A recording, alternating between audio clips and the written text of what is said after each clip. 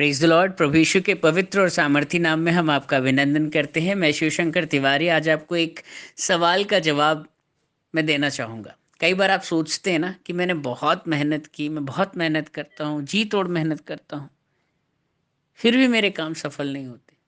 आखिर ऐसा क्यों होता है? आपकी बात बनते बनते बिगड़ जाती है।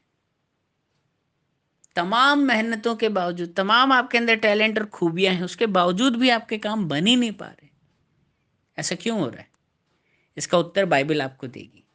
इसके लिए हम निकालेंगे नीति वचन की किताब, उसका 28वां अध्याय और उसकी 13वीं आयत। यहाँ पर इस प्रकार से लिखा है, जो अपने अपराध छिपा रखता है उसका कार्य सफल नहीं होता।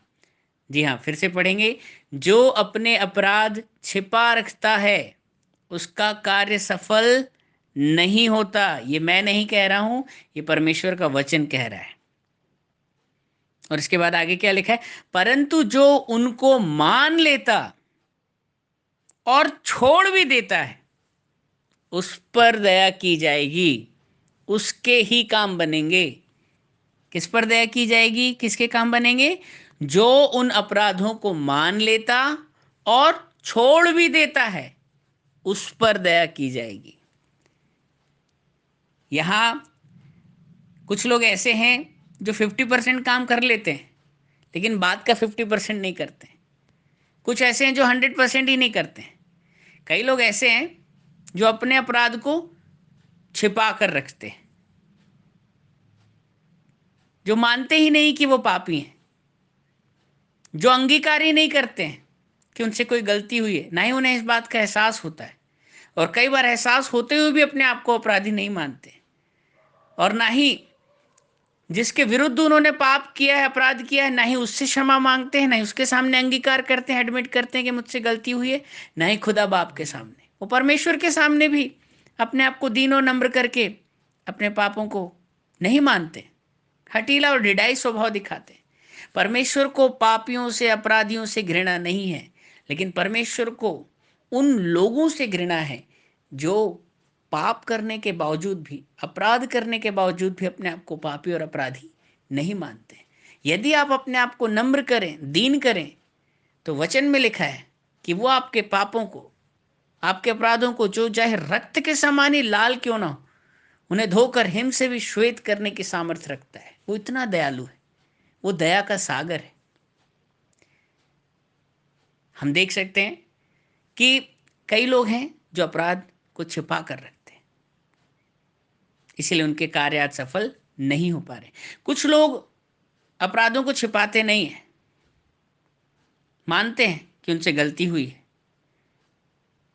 अंगीकार भी कर लेते हैं, लेकिन उन पापों और उन अपराधों को वो करना नहीं छोड़ते हैं, उसको कंटिन्यू करके रखते हैं।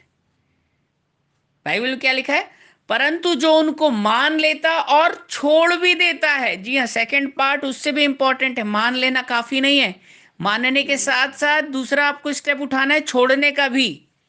कई बार लोग बोलते हैं मैंने पश्चाताप किया, सॉरी। सॉरी का कोई मतलब नहीं है परमेश्वर की निगाहों में, पश्चाताप का कोई मतलब नहीं है निगाहों में।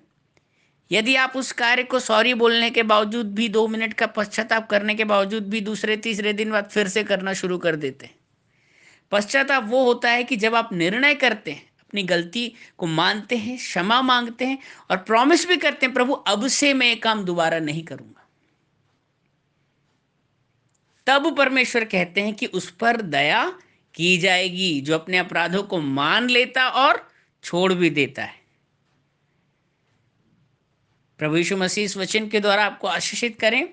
आज हमारे विरुद्ध ऐसे जितने भी अपराध हैं, जितने भी गुप्त पाप हैं, जैसा दाऊद कहता है, आप उन सभी गुप्त पापों के लिए आज आप परमेश्वर से गिन गिन कर माफी मांगें। याद करें कि आपसे जीवन के इस क्षण तक में कितने ऐसे गुप्त अपराध हुए हैं जिनकी क्षमा आज तक आपने परमेश्वर से नहीं मांगी, और उन लोगों से भी माफी मांगे जिनके विरुद्ध आपने पाप किए।